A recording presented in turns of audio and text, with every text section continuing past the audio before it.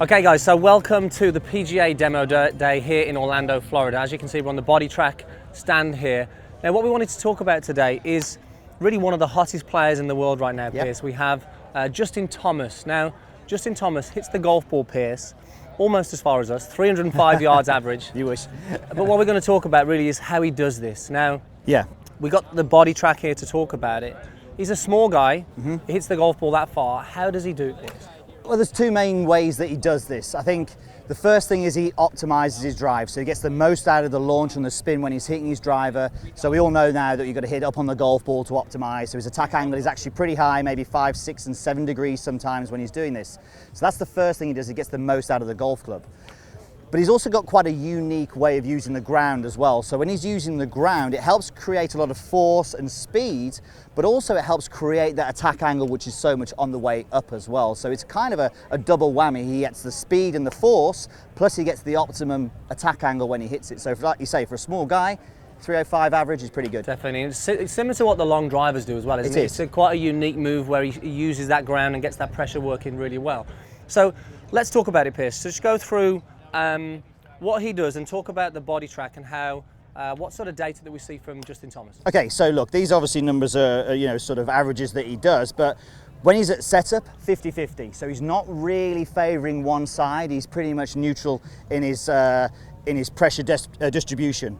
As he goes back top his backswing, we all know we should load pressure into the trail leg. He gets 70% there. This is where it gets interesting because as he starts his downswing, he has a push into his lead side. So he pushes into that lead side, and then by the time his lead forearm gets parallel to the ground, he has got sort of 80% of the pressure in that front leg, which is quite strange for a lot of people to actually, you know, comprehend almost. It is, yeah, and look, you know, we all think, okay, we've got to be behind the golf ball and hit on the way up. So maybe some of the guys at home would go, well, I've got to try and stay behind it.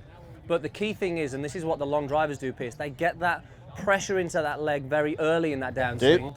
And how does that then affect almost the next part of the golf swing? Okay, so this is how Justin uses the ground amazingly well and very unique for him, that he actually pushes back. He uses it as a spring now to push back onto that trail side. So when he's actually striking the golf ball, he's got 90% of the pressure on that trail leg, and that, as you can imagine now, makes it very easy to hit 6 or 7 degrees up on the golf ball. So he loads, so he goes 50-50, loads 70%, gets that pressure push into that lead leg, 80% at this point here. By the time he strikes the golf ball, he's 90%. And we can see when he's striking the golf ball, his heel comes up in the air. He doesn't have a lot of coverage with his foot on the ground. So the pressure's moving sort of back to the trail leg, really quickly over to that lead leg, and then back again. Turn it around. So show the guys there, Pierce. Yeah, so from here, 50-50, load into the backswing, push. Don't swing through. And here, no one swing through, are you sure?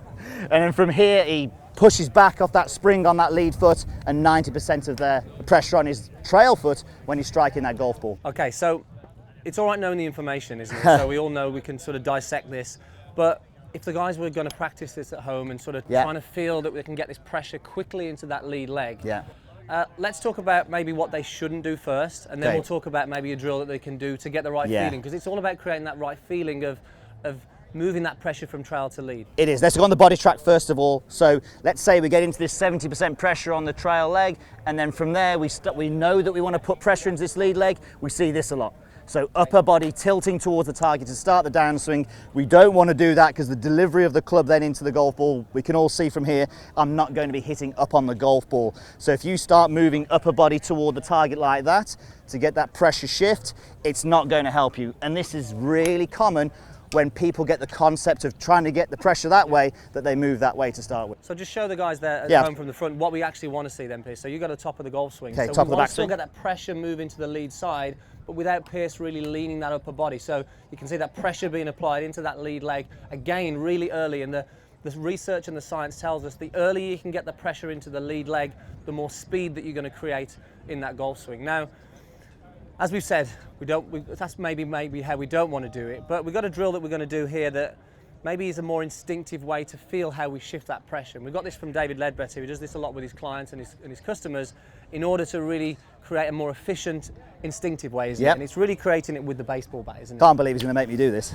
So I'm going to bear in mind I'm from England and I'm not good at baseball. I'm going to give you that there. So the great thing about this is he's not really having to force it. He's got to really react to me throwing the golf ball to him, and just that reaction of him trying to hit it, he's going to start to use the ground and feel how the pressure moves from right to left. But I'm going to throw a curveball to him here, because I'm going to maybe do a couple of fakes, and you'll see when I fake one to him how he still engages that body and gets that pressure. And if you look on the screen there, guys, you'll see when I do the fake one how that pressure gets into that lead leg early. So he doesn't know which one's going to be fake and which one's going to be real. Can someone tell me how to hold it? I can't do interlock on this now. I don't think so. So I think I'll I'm go safe baseball here. I think I'm safe. So you ready? So hang on a bit. Let's just have a go. All right. Yeah. Okay. Okay. So you can see as I'm doing that, he's ready and engaging that body to go. And I'm just going to throw one. Okay. Ready? Oh, well that went. Go on, one more. You can see how much speed he creates One more. there as well, One more. can't you? One more. I'll get it. I kind of hit it. You've got to hit one though, Pierce. I kind of hit it. Are you ready? Yep. Okay, he was loading up there, so the pressure was going into too late then. Okay. Nearly. Third strike, come on. I hope you guys have got a lot of time today. I got one more go at it. Okay. Are you ready? I think the throw's bad. Oh, I see that pressure again there. That was the one going into that lead leg. Give me one more, give me one more. Come on, you're going to be ready for this. Okay. All right, here we go, come on. One more. I want you to hit this one. Here we go. A lot of people watching, Pierce, no pressure.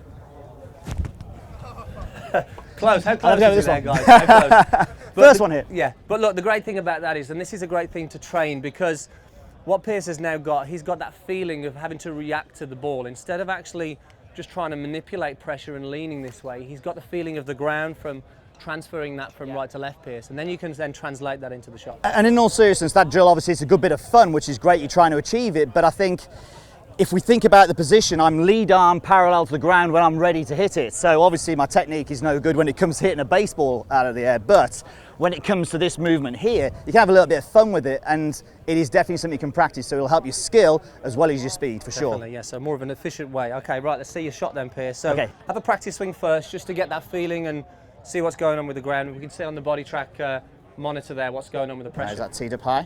All right, here we go.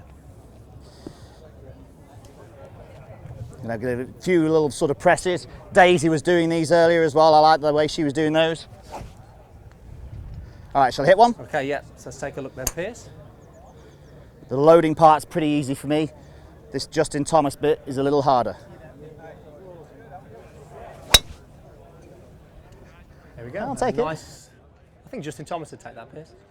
So I think a great way, a great insight there to what maybe a relatively small guy, Justin Thomas, does really to maximise the distance that he gets. Talking about creating speed and changing that pressure, but also how he creates that upward attack angle. Hope you enjoyed that, guys. Post any comments and questions down below, and we'll see you soon.